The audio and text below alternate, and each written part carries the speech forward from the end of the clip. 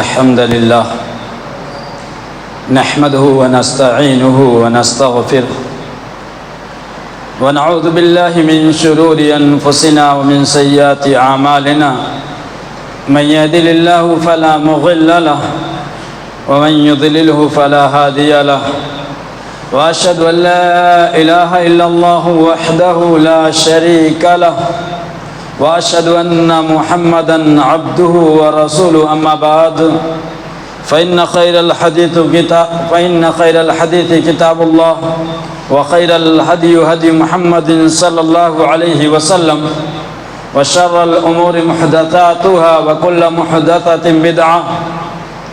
وكل بدعة ضلالة وكل ضلالة في النار فأعوذ بالله من الشيطان الرجيم بسم الله الرحمن الرحيم يا أيها الذين آمنوا اتقوا الله حق تقاته ولا تموتن إلا وأنتم مسلمون يا أيها الناس اتقوا ربكم الذي خلقكم من نفس واحدة وخلق منها زوجها وبث منهما رجالا كثيرا ونساء واتقوا الله الذي تساءلون به والأرحام إن الله كان عليكم رقيبا يا أيها الذين آمنوا اتقوا الله وقولوا قولا سديدا يصلح لكم أعمالكم ويغفر لكم ذنوبكم ومن يطع الله ورسوله فقد فاز فوزا عظيما بسم الله الرحمن الرحيم قاف والقرآن المجيد بل عجبوا أن جاءهم منذر منهم فقال الكافرون هذا شيء عجيب أئذا متنا وكنا ترابا وذلك رجع بعيد قد علمنا ما تنقص الأرض منهم عندنا كتاب حفيظ بل كذبوا بالحق لما جاءهم فهم في أمر مريج أفلم ينظروا إلى السماء فوقهم كيف بنيناها وزيناها وما لها من فروج والأرض مددناها وألقينا فيها رواسي وأنبتنا فيها من كل زوج بهيج تبصرة وذكرى لكل عبد منيب ونزلنا من السماء ماء مباركا فأنبتنا به جنات وحب الحصيد والنخل باسقات لها طلع نضيد رزقا للعباد وأحيينا به بلدة ميتا كذلك الخروج كذبت قبلهم قوم نوح وأصحاب الرس وثمود وعاد وفرعون وإخوان لوط وأصحاب الأيكة وقوم تبع كل كذب الرسل فحق وعيد أفأعينا بالخلق الأول بل هم في لبس من خلق جديد قال الله تبارك وتعالى في القرآن المجيد ولا تهنوا ولا تحزنوا وأنتم الأعلون إن كنتم مؤمنين رب اشرح لي صدري ويسر لي أمري واحلل عقدة من لساني يفقهوا قولي رب زدني علما اللهم رب زدني علما اللهم إني أسألك علما نافعا ورزقا طيبا وعملا متقبلا آمين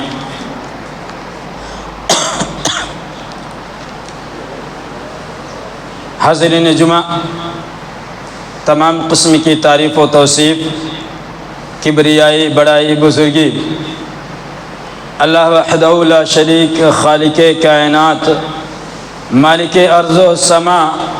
علی کل شیء قدیر، غفور الرحیم، ارحم الراحمین کے لیے لائق و زیبا ہے، جس نے ہم تمام انسانوں کو اس دنیا کے اندر، اس دار فانی کے اندر پیدا کیا، مبعوث کیا، بعد ہو تمام انبیاء پر، خصوصاً نبی آخر الزمان مزمل و مدثر یاسین و طٰہٰ جناب محمد عربی صلی اللہ علیہ وسلم پر انگنت لا تعداد درود و سلام نازل ہو، جنہیں اللہ رب ذوالجلال والاکرام نے اس دنیا کے اندر رحمت للعالمین بنا کر مبعوث کیا اور جن پر اپنا دین اسلام کامل و مکمل فرمایا۔ حاضرین جمعہ، آج کے اس خطبہ جمعہ کے اندر جس موضوع کو لے کر حاضر خدمت ہوا ہوں وہ موضوع ہے عصر حاضر کے فتنے اور آج کا نوجوان۔ محترم حاضرین، اسلام یہ اللہ رب العالمین کی طرف سے ایک عظیم نعمت ہے۔ دین اسلام، اس کی اہمیت عظیم نعمت ہونے کی وجہ سے بہت زیادہ ہے۔ اسی لیے اس دین اسلام کی حفاظت کے جو ذرائع ہیں، ان تمام ذرائعوں کو واضح طور پر بیان کر دیا گیا ہے، بتا دیا گیا ہے کہ ہمیں کن طریقوں سے، کن راستوں پر چل کر اس دین کی حفاظت کرنی ہے۔ بالخصوص ایسے دور میں جو فتنوں کا دور ہو، جو آزمائش کا دور ہو، جو ابتلا کا دور ہو، جس میں فتنے بہت زیادہ ظہور ہوتے ہوں، ایسے دور میں دین اسلام کی حفاظت کس طرح کرنی ہے، اس کی مکمل تعلیمات، پوری تعلیمات اسلام میں موجود ہیں۔ اور یہ کہ ہر شخص، ہر مسلمان کو اپنے دین کی حفاظت کرنے کی فکر ہونی چاہیے۔ ہر شخص کو اس بات کے لیے فکر مند ہونا چاہیے کہ وہ اپنے دین کی حفاظت کس طرح کرے، اپنے ایمان کی حفاظت کس طرح کرے، اپنے عقیدے کی حفاظت کس طرح کرے، کیونکہ دین اسلام ہی ایک ایسا دین ہے جو سر بلندی کی، عزت کی اور اسی طرح آخرت میں کامیابی کی ضمانت دیتا ہے۔ یہی وہ دین ہے جو یہ کہتا ہے کہ وہ لوگوں مجھے اپناؤ، اگر تم مجھے اچھی طرح سے مکمل طور پر اپنا لوگے اور جو اصول مجھ میں بیان کیے گئے ہیں ان اصول و ضوابط کی مکمل پیروی کرو گے، مکمل اتباع کرو گے، تو تم دنیا میں عزت و سربلندی حاصل کرو گے اور آخرت میں کامیابی و کامرانی سے ہمکنار ہوگے۔ محترم حاضرین، یہ فتنوں کا دور ہے۔ پریزنٹ ٹائم میں جس دور میں ہم گزر رہے ہیں، اس دور میں بے شمار فتنے ہیں، ہر دن نت نئے فتنے جنم لے رہے ہیں، اور ایسے ایسے فتنے ہیں کہ عام آدمی جسے اس فتنے کے بارے میں علم نہ ہو، جو جانتا نہ ہو ان فتنوں کے بارے میں اور ان کے آثار کیا ہیں، ان کے نشانات کیا ہیں، ان کے بارے میں اگر علم نہ رکھتا ہو تو ایسے عام آدمی کے لیے ایسے فتنوں سے محفوظ رہنا، بچنا ایک مشکل امر ہے، ایک مشکل کام ہے۔ ویسے تو اللہ کے پیارے حبیب صلی اللہ علیہ وسلم نے اپنی زندگی میں یہ تعلیمات دی کہ کون کون سے فتنے رونما ہونے والے ہیں، کون کون سے فتنے ظاہر ہونے والے ہیں، اور فتنے کس طرح رونما ہونے والے ہیں، کس طرح فتنے نکلنے والے ہیں۔ اللہ کے حبیب صلی اللہ علیہ وسلم نے اس کی بھی تعلیم دی، اور ان فتنوں کا مقابلہ کس طرح کرنا ہے، ان فتنوں سے اپنے آپ کی حفاظت کس طرح کرنی ہے، اپنے آپ کو ان فتنوں سے بچانا کس طرح ہے، اللہ کے حبیب صلی اللہ علیہ وسلم نے اس کی بھی تعلیم دی۔ آئیے سب سے پہلے اس ضمن میں چند احادیث رسول صلی اللہ علیہ وسلم سماعت فرمائیں۔ راوی حدیث سیدنا اسامہ بن زید رضی اللہ عنہ ہیں۔ وہ کہتے ہیں کہ اللہ کے حبیب صلی اللہ علیہ وسلم ایک دن مدینہ کے محلوں میں سے کسی ایک محل پر یا کسی ایک قلعے پر آپ صلی اللہ علیہ وسلم چڑھے۔ آپ صلی اللہ علیہ وسلم چڑھنے کے بعد سوال کرتے ہیں وہ لوگوں، کیا جو کچھ میں دیکھ رہا ہوں تم لوگ بھی اس کو دیکھ رہے ہو کہ نہیں دیکھ رہے ہو؟ جو کچھ مجھے نظر آ رہا ہے کیا تم لوگوں کو بھی نظر آ رہا ہے؟ تم لوگ دیکھ رہے ہو؟ پھر اللہ کے حبیب صلی اللہ علیہ وسلم خود کہتے ہیں بے شک میں تمہارے گھروں میں فتنوں کی جگہوں کو اسی طرح دیکھ رہا ہوں جس طرح کہ میں تمہارے گھروں میں بارشوں کے گرنے کی جگہوں کو دیکھ رہا ہوں۔ اللہ کے حبیب صلی اللہ علیہ وسلم نے فرمایا کہ جس طرح کی بارش تمہارے گھروں میں داخل ہوتی ہے ایک دور آئے گا اسی طرح فتنے بھی تمہارے گھروں کے اندر داخل ہوں گے، تمہارے گھروں کے اندر پنپیں گے، اسی طرح تمہارے گھروں کے اندر فتنے پھلے پھولیں گے۔ اسی طرح حضرت ابو زید رضی اللہ عنہ یعنی عمرو بن اخطب فرماتے ہیں کہ اللہ کے حبیب صلی اللہ علیہ وسلم نے ایک دن فجر کی نماز پڑھائی۔ آپ صلی اللہ علیہ وسلم نے فجر کی نماز پڑھائی اور فجر کی نماز پڑھانے کے بعد آپ صلی اللہ علیہ وسلم منبر پر تشریف فرما ہوئے، اور آپ صلی اللہ علیہ وسلم نے منبر پر تشریف فرما کر واعظ و نصیحت کی، ہمیں سمجھایا، ہمیں واعظ کیا،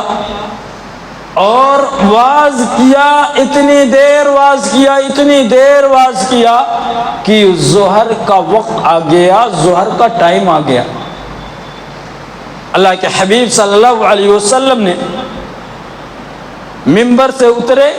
اور آپ صلی اللہ علیہ وسلم نے ظہر کی نماز پڑھائی، اور جب ظہر کی نماز سے آپ صلی اللہ علیہ وسلم فارغ ہو گئے تو آپ صلی اللہ علیہ وسلم دوبارہ منبر پر تشریف فرما ہوئے۔ پھر آپ صلی اللہ علیہ وسلم نے واعظ و نصیحت کرنی شروع کی، پھر آپ صلی اللہ علیہ وسلم نے لوگوں کو سمجھانا اور بتانا شروع کیا، اور آپ صلی اللہ علیہ وسلم سمجھاتے رہے، بتاتے رہے، واعظ کرتے رہے، نصیحت کرتے رہے، یہاں تک کہ عصر کا ٹائم آ گیا۔ آپ صلی اللہ علیہ وسلم منبر سے اترے، عصر کی نماز پڑھائی، اور آپ صلی اللہ علیہ وسلم عصر کی نماز سے فارغ ہوئے۔ عصر کی نماز سے فارغ ہونے کے بعد آپ صلی اللہ علیہ وسلم تیسری مرتبہ پھر آپ صلی اللہ علیہ وسلم منبر پر تشریف فرما ہوئے، اور آپ صلی اللہ علیہ وسلم واعظ و نصیحت کرتے رہے، بتاتے رہے، لوگوں کو خبردار کرتے رہے، لوگوں کو خبریں دیتے رہے، یہاں تک کہ سورج غروب ہو گیا۔ راوی حدیث کہتے ہیں کہ اللہ کے رسول صلی اللہ علیہ وسلم نے جو کچھ ہو چکا اور جو کچھ ہونے والا ہے، یعنی جو فتنے پہلے رونما ہو چکے ہیں، پہلے جنم لے چکے تھے، ان فتنوں کے بارے میں بھی اللہ کے رسول صلی اللہ علیہ وسلم نے فرمایا، ان چیزوں کے بارے میں آپ صلی اللہ علیہ وسلم نے خبر دی، اور جو فتنے آنے والے، جو رونما ہونے والے، جو بعد میں آئیں گے، آپ صلی اللہ علیہ وسلم نے ان فتنوں کے بارے میں بھی خبر دی، سارے فتنوں کے بارے میں خبر دی۔ راوی حدیث کہتے ہیں ہم میں سے سب سے زیادہ علم رکھنے والا وہی شخص ہے جو شخص اس مجلس میں، ان دروس میں جو درس آپ صلی اللہ علیہ وسلم نے فجر بعد، ظہر بعد، عصر بعد دی، ان دروس میں جو شخص حاضر رہا، اور حاضر رہنے کے ساتھ ساتھ اللہ کے حبیب صلی اللہ علیہ وسلم نے ان دروس میں جو باتیں بتائی، جو خبریں بتائی، جس شخص نے ان خبروں کو، ان باتوں کو زیادہ سے زیادہ یاد رکھا، وہی شخص ہم میں سے سب سے زیادہ علم رکھنے والا، سب سے زیادہ جاننے والا۔ یعنی آپ صلی اللہ علیہ وسلم نے اس قدر باتیں اس دروس میں بتائی، کہا کہ جو شخص ان میں سب سے زیادہ باتیں یاد رکھنے والا، وہی سب سے زیادہ علم رکھنے والا ہے۔ اسی طرح حضرت ابو بکر صدیق رضی اللہ عنہ راوی حدیث ہے، وہ کہتے ہیں کہ اللہ کے رسول صلی اللہ علیہ وسلم نے فرمایا، بے شک کئی فتنے ہوں گے، خبردار رہو، کئی فتنے ہوں گے، اور فتنے اس قدر رونما ہوں گے، اس قدر ظہور پذیر ہوں گے کہ ان فتنوں کے دور میں جو شخص بیٹھا رہے گا وہ بیٹھنے والا شخص چلنے والے سے بہتر اور اچھا ہوگا، اور جو شخص اس فتنے کے دور میں چل رہا ہوگا وہ شخص دوڑنے والے سے بہتر اور اچھا ہوگا۔ کہا خبردار رہو، کئی فتنے واقع ہوں گے، کئی فتنے رونما ہوں گے، کئی فتنے اتریں گے۔ اس دور میں اگر کسی کے پاس اونٹ ہو تو اسے چاہیے کہ وہ اپنے اونٹوں کے پاس جا ملے، کسی کے پاس بکریاں ہوں تو اسے چاہیے کہ وہ اپنے بکریوں سے جا ملے، کسی کے پاس کھیتی باڑی ہو تو اسے چاہیے کہ وہ اپنی کھیتی باڑی میں مشغول ہو جائے۔ گویا اللہ کے حبیب صلی اللہ علیہ وسلم کے فرمانے کا مفہوم اور مطلب یہ تھا کہ ایسے دور میں جو شخص شہروں کو چھوڑ کر، آبادی والی جگہوں کو چھوڑ کر جنگلات میں، بیابان میں زندگی گزارے گا، اپنے اونٹوں کے ساتھ، اپنے بکریوں کے ساتھ، اپنے کھیتیوں کے ساتھ، وہ فتنوں سے زیادہ محفوظ رہے گا، وہ فتنوں سے زیادہ بچا رہے گا، اور وہ زیادہ سے زیادہ اچھی زندگی گزارے گا۔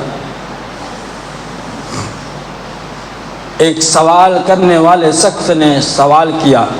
ایک پوچھنے والے نے پوچھا کہ اللہ کے حبیب صلی اللہ علیہ وسلم، اگر کسی کے پاس نہ اونٹ ہوں، نہ بکریاں ہوں، نہ کھیتیاں ہوں، کہ وہ جائے اور ان میں مشغول رہے اور لوگوں کے درمیان سے الگ تھلگ رہ کر اپنے دین و ایمان کی حفاظت کر سکے، تو پھر وہ شخص کیا کرے جس کے پاس یہ تینوں چیز موجود نہ ہوں؟ اللہ کے حبیب صلی اللہ علیہ وسلم نے فرمایا کہ ایسا شخص اپنی تلوار کو نکالے، اور تلوار کو نکالنے کے بعد اس کی جو دھار ہے، اس کی جو نوک ہے، اس کے تیزے پن کو کچل دے، توڑ دے، اسے بغیر دھار والے کر دے۔ بتانے کا مفہوم اور مطلب اللہ کے حبیب صلی اللہ علیہ وسلم کا یہ تھا کہ وہ اپنے پاس کسی ایسے ہتھیار کو نہ رکھے جو ہتھیار اس کو لڑائی میں حوصلہ دے رہے ہوں، ہمت دے رہے ہوں۔ کسی ایسی چیز کو وہ اپنے پاس باقی نہ رکھے۔ پھر اللہ کے رسول صلی اللہ علیہ وسلم نے یہ بھی فرمایا کہ اسے چاہیے کہ وہ زیادہ سے زیادہ ان فتنوں سے بچنے کی کوشش کرے، اپنے بچاؤ کی فکر کرے، اور کہا یا الہی کیا میں نے تیرا حکم نہیں پہنچا دیا؟ الہی کیا میں نے تیرا حکم نہیں پہنچا دیا؟ الہی کیا میں نے تیرا حکم نہیں پہنچا دیا؟ اللہ کے رسول فرما رہے ہیں۔ پھر ایک شخص نے، سوال کرنے والے نے سوال کیا کہ اللہ کے رسول صلی اللہ علیہ وسلم، اگر مجھے ایسے دور میں مجبور کیا جائے کہ دو گروہوں، دو صفوں، دو جماعتوں میں سے کسی ایک شخص مجھے لے جائے، ایک جماعت ایک گروہ مجھے لے جائے، یعنی دو گروہ، اور وہ مسلمانوں کی ہونی چاہیے، کیونکہ اگر غیر کی رہے گی تو یہ چیز ناممکن نہیں تھی۔ کہا دو مسلمان گروہ ہوں، دو مسلمان جماعتیں ہوں۔ لوگوں سن لو، یہ اللہ کے حبیب صلی اللہ علیہ وسلم نے ہمیں کیا تعلیم دی، ہمیں کیا سکھایا؟ کہا دو مسلمان جماعتیں ہوں، دو مسلمان گروہ ہوں، اپنے آمنے سامنے ہوں، اور کسی کو مجبوراً اگر کوئی جماعت لے جائے، کہا اس نے کہا کہ اللہ کے رسول پھر مجھے تلوار سے قتل کر دیا جائے یا تیر سے مار دیا جائے تو میرا حکم کیا ہوگا؟ کیونکہ میں مجبوراً گیا ہوں کسی ایک کے سب کے ساتھ، میں خوشی خوشی نہیں گیا ہوں۔ اللہ کے حبیب صلی اللہ علیہ وسلم نے فرمایا سن لو، اس وقت لے جانے والا اپنا اور تمہارا دونوں کا گناہ سمیٹے گا اور وہ دوزخ کے اندر جائے گا۔ اسی طرح حضرت ابو ہریرہ رضی اللہ عنہ نے فرمایا کہ اللہ کے حبیب صلی اللہ علیہ وسلم نے فرمایا اس ذات کی قسم جس کے ہاتھ میں میری جان ہے، قیامت نہیں قائم ہوگی، یہ دنیا فنا نہیں ہوگی، یہ دنیا ختم نہیں ہوگی، اس وقت تک ختم نہیں ہوگی، اس وقت تک فنا نہیں ہوگی یہ دنیا، کہ جب تک کہ ایسا شخص کہ ایک شخص ایک قبر کے پاس سے گزر رہا ہو اور قبر کے پاس گزرتے ہوئے وہ اس قبر پر لیٹے اور لیٹنے کے ساتھ ساتھ یہ تمنا کرے، یہ آرزو کرے کہ اے کاش اس قبر کے اندر جو دفن ہے، جو مدفون ہے، اس شخص کی جگہ میں دفن ہوتا، یہ قبر والا میں ہوتا۔ گویا فتنے اس قدر رونما ہو گئے کہ آدمی زندہ رہنے سے، دنیا میں زندگی گزارنے سے، وہ قبر میں زندگی گزارنا بہتر اور اچھا تصور کرے گا، وہ زندہ رہنے سے بہتر مردہ رہنا پسند کرے گا۔ ایسے فتنوں کا ظہور ہوگا۔ اسی طرح حضرت ابو ہریرہ رضی اللہ عنہ فرماتے ہیں کہ اللہ کے حبیب صلی اللہ علیہ وسلم نے فرمایا کہ لوگوں جلدی جلدی نیک کام کر لو، لوگوں جلدی جلدی نیک کام کر لو، ان فتنوں کے ظاہر ہونے سے پہلے، ان فتنوں کے آنے سے پہلے، کہ جو فتنے رات کے حصے کے مانند ہوں گے، رات کا جس طرح حصہ ہوتا ہے اسی طرح وہ فتنے ہوں گے۔ فتنے کس طرح ہوں گے؟ فتنے کس طرح ہوں گے؟ اللہ کے حبیب صلی اللہ علیہ وسلم نے فرمایا او لوگوں، صبح کو ایک شخص مومن ہوگا، ایمان والا ہوگا، لیکن شام ہوتے ہوتے وہ ایمان سے ہاتھ دھو بیٹھے گا، وہ مومن سے ہاتھ دھو بیٹھے گا اور کافر ہو جائے گا۔ ایک شخص شام کو ایمان والا ہوگا، شام کو ایمان والا ہوگا اور صبح ہوتے ہوتے وہ کافر ہو جائے گا۔ فتنوں کا اس طرح ظہور ہوگا۔ گویا وہ ایسے اعمال کرے گا، ایسے کام کرے گا کہ صبح کو ایمان والا تھا، شام کو کافر ہوگا، شام کو ایمان والا تھا، صبح کو کافر ہو گیا۔ اور اللہ کے حبیب صلی اللہ علیہ وسلم نے مزید بتایا کہ وہ دور ایسا دور ہوگا کہ لوگ دنیا کے مال کے بدلے دین کو بیچیں گے، دنیا کے مال کے بدلے دین کو بیچیں گے۔ اور آج مسئلہ یہی ہے کہ آج چند پیسوں میں، چند ٹکوں میں، چند روپیوں میں لوگ ایمان کو بیچ دیتے ہیں، اپنے ایمان کا سودا کر بیٹھتے ہیں۔ اسی طرح سیدنا اسامہ بن زید رضی اللہ عنہ اور سیدنا سعید بن زید عمرو بن نفیل رضی اللہ عنہما روایت کرتے ہیں، کہتے ہیں کہ اللہ کے حبیب صلی اللہ علیہ وسلم نے فرمایا لوگوں، میں نے اپنے بعد مردوں کو نقصان پہنچانے والا فتنہ جو ہے وہ عورتوں سے بڑا کوئی فتنہ نہیں چھوڑا۔ سب سے بڑا فتنہ جو مردوں کو نقصان پہنچائے گا وہ عورتوں کا فتنہ ہوگا، وہ عورتوں کا فتنہ جو عورتیں اپنے مردوں سے شریعت کے خلاف کام کروائیں گی، شریعت کچھ کہتی ہے اور وہ عورتیں اپنے مردوں سے شریعت کے خلاف کام کرواتی ہے۔ اور میں نے بارہا ذکر کیا کہ آج دیکھ لو، پیدائش سے لے کر مرنے تک جتنے بھی رسومات ہیں، جتنے بھی خرافات ہیں، جتنا بھی حرام کے کام ہیں، جتنا بھی شرک و بدعات کے کام ہیں، آج یہ عورتیں مردوں سے کرواتی ہیں، عورتیں مردوں سے کرواتی ہیں، اور ان مردوں سے کرواتی ہیں جو زن مرید مردیں ہیں۔ زن مرید کا مطلب یہ ہے جو مرد اپنے عورت کے غلام بنے ہوئے ہیں اور اپنے عورتوں کے بتائے ہوئے نقش قدم پر چل رہے ہیں، اپنے عورت کے کہنے پر چل رہے ہیں۔ رب نے تو یہ کہا الرجال قوامون علی النساء، آدمی عورتوں پر حکمراں ہے، حکمرانی آدمی کی چلنی چاہیے تھی لیکن چل عورتوں کی رہی ہے، اور عورتیں مجبور کر رہی ہیں کہ مرد شریعت کے خلاف کام کرے۔ مرد کو یہ بات معلوم ہوتی ہے، اس طرح معلوم ہوتی ہے جس طرح کی سورج دکھائی دے رہا ہے کہ یہ شریعت کے خلاف کام ہے، لیکن عورتوں کے بہکامے میں آ کر رہے ہیں۔ اللہ کے رسول صلی اللہ علیہ وسلم نے فرمایا میں نے یہی سب سے بڑا فتنہ مردوں کے لیے چھوڑا ہے اور وہ عورتوں کا فتنہ ہے۔ اسی طرح ابو سعید خدری رضی اللہ عنہ کہتے ہیں کہ اللہ کے حبیب صلی اللہ علیہ وسلم نے فرمایا دنیا ظاہر میں میٹھی اور سرسبز ہے، اس طرح کی جس طرح کی تازہ پھل ہو میٹھا اور سرسبز ہوتا ہے، اور اللہ رب العالمین حکمراں تم لوگوں کو بنائے گا اور پھر دیکھے گا کہ تم لوگ کیسے عمل کرو گے۔ پھر کہا کہ دنیا سے بچو، یعنی ایسی دنیا نہ اپناؤ جو اللہ سے غافل کر دے، اور کہا عورتوں سے بچو، عورتوں سے بچو، کیونکہ بنی اسرائیل میں جو سب سے پہلا فتنہ رونما ہوا، جو سب سے پہلے فتنہ ظاہر ہوا، وہ عورتوں کا فتنہ تھا، اس لیے عورتوں کے فتنوں سے محفوظ رہو، بچے رہو۔ اسی لیے نا شریعت اسلامیہ نے خصوصی طور پر مردوں اور عورتوں کے اختلاط سے منع کیا گیا ہے۔ 6 جائے کی نماز پڑھ رہے ہوں، عورتوں کی صف الگ، مردوں کی صف الگ ہونی چاہیے۔ کیوں؟ کیونکہ فتنے کی وجہ سے میرے عزیزوں اور دوستوں، اسلام دین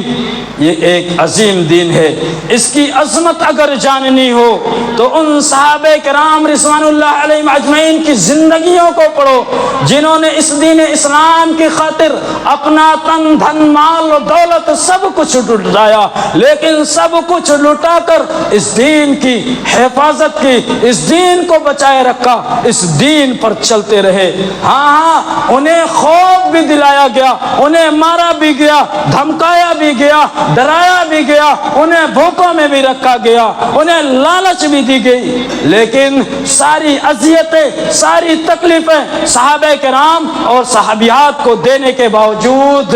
لوگ ان کے پیروں میں لغزش نہ لا سکے، ان کے پیر بہت ثابت قدم رہے۔ ہمیں چاہیے کہ ہم صحابہ کرام کی زندگیوں کو پڑھیں اور اپنے لیے نمونہ بنائیں، ہمارے لیے وہ مثال ہونی چاہیے صحابہ کرام کی زندگیاں، اور اسی لیے یہ ہے کہ ہم صحابہ کرام کو پکڑیں۔ حاضرین جمعہ، جو دوسرا موضوع ہے وہ ہے آج کے نوجوان کسی بھی قوم کی بڑی بیش قیمتی اساس ہوتے ہیں، یہ بہت قیمتی چیز ہوتے ہیں۔ نوجوانوں کی وجہ سے سماج و معاشرے میں انقلاب آتا ہے، بدلاؤ آتا ہے۔ جوانی یہ تبدیلی کا، یہ انقلاب کا مرحلہ ہوتا ہے، اسی لیے شریعت نے اس بات کی تاکید کی ہے کہ نوجوان خصوصی طور پر سیدھے راستے پر، صحیح راستے پر گامزن رہے، اور اللہ رب العالمین کل قیامت کے دن اس جوانی کے متعلق سوال کرے گا کہ اس جوانی کو کہاں گزاری۔ اسی طرح اللہ کے رسول صلی اللہ علیہ وسلم نے فرمایا 7 لوگ جو عرش الہی کے سائے میں ہوں گے، اس میں سے ایک نوجوان ہوگا کہ جب دنیا کے نوجوان اپنی دیوانی کو مستانی بنا رہے تھے، لو لعب میں، خرافات میں گزار رہے تھے، تو وہ نوجوان اللہ کی بارگاہ میں آ کر اللہ کے بتائے ہوئے راستے پر چل رہا تھا، سجدہ ریز ہو رہا تھا، عبادت میں گزار رہا تھا۔ میرے عزیزوں اور دوستوں، جہاں نوجوان سیدھے راستے پر گامزن ہو، صحیح راستے پر گامزن ہو، تو سماج و معاشرے میں سدھار آتا ہے، انقلاب آتا ہے، تبدیلی آتی ہے، سماج و معاشرہ ترقی کرتا ہے۔ اور میں یہ بات کھلے طور پر کرتا ہوں، ہمیشہ کہتا ہوں کہ نوجوانوں کے بغیر سماج و معاشرے کی ترقی ممکن نہیں ہے۔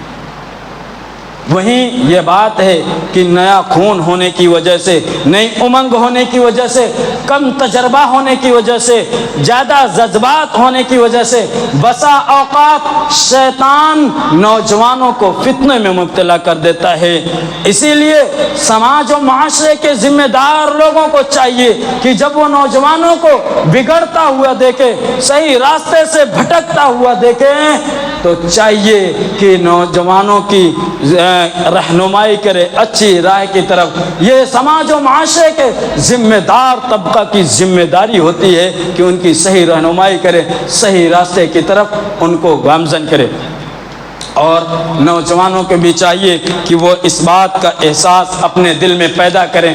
کہ یہ جوانی جو ہے، اللہ رب العالمین اس جوانی کے متعلق کل قیامت کے دن پوچھ گچھ کرے گا، سوال کرے گا۔ اسی طرح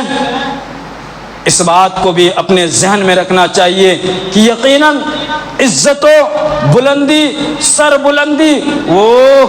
اسلام میں ہے، اسلام کے علاوہ کسی میں نہیں ہے۔ اللہ رب العالمین نے قرآن مجید کے اندر کہا وَلِلَّهِ الْعِزَّةُ وَلِرَسُولِهِ وَلِلْمُؤْمِنِينَ، لوگوں سن لو، عزت اللہ کے لیے ہے، رسول کے لیے ہے اور مومنوں کے لیے ہے۔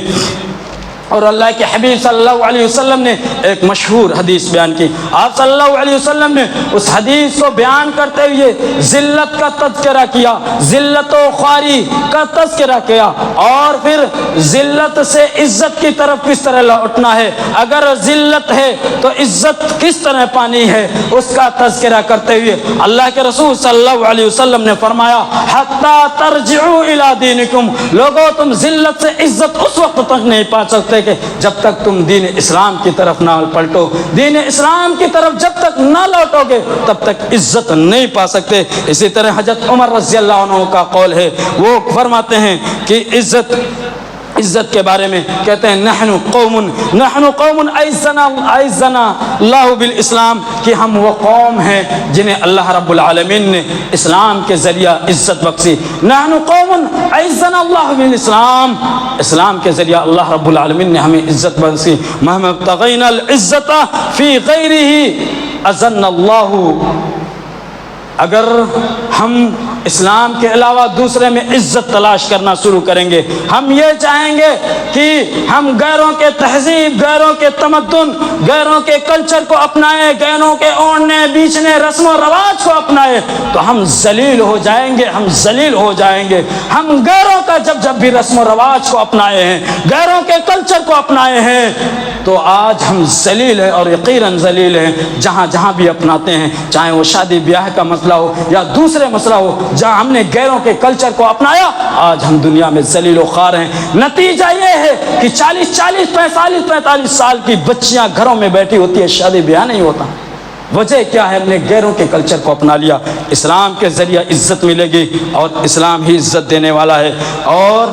یہی سربلندی کا باعث و ضامن ہے. اللہ رب العالمین نے قرآن مجید کے اندر فرمایا وَأَنْتُمُ الْأَعْلَوْنَ إِن كُنتُم مُؤْمِنِينَ, تم ہی سربلند رہو گے, شرط یہ ہے کہ تم ایمان والے رہو. جب تک مومن رہو گے تم ہی بلند رہو گے, تم ہی سب سے زیادہ عزت والے رہو گے. اسی طرح اللہ رب العالمین نے قرآن مجید کے اندر ارشاد فرمایا وعد اللہ المؤمنین وعد اللہ الذین آمنوا منکم وعملوا الصالحات ليستخلفنهم في الارض كما استخلف الذين من قبلهم وليمكنن لهم دينهم الذي ارتضى لهم وليبدلنهم من بعد خوفهم امنا يعبدونني لا يشركون بي شيئا ومن كفر بعد ذلك فاولئك هم الفاسقون. اللہ رب العالمین نے کہا کہ اللہ رب العالمین نے تم میں سے ان لوگوں کو جو لوگ ایمان لائے اور عمل صالح کیا, ان لوگوں سے اللہ رب العالمین نے اس بات کا وعدہ کیا ہے کہ تمہیں زمین پر خلافت عطا کرے گا, اسی طرح تمہیں بادشاہ حکمراں بنائے گا جس طرح پہلے لوگوں کو بادشاہ وہ حکمراں بنایا ہے, اور تمہارے اس دین کو, جس دین کو رب نے تمہارے لیے پسند کیا, اس طرح مضبوط کر دے گا. اور یہ کہ اللہ رب العالمین تمہیں خوف سے امن کی طرف نکالے گا. شرط یہ ہے کہ ایمان والے بن جائیں, اعمال صالحہ والے بن جائیں. اور فرمایا یعبدوننی لا یشرکون بی شیئا,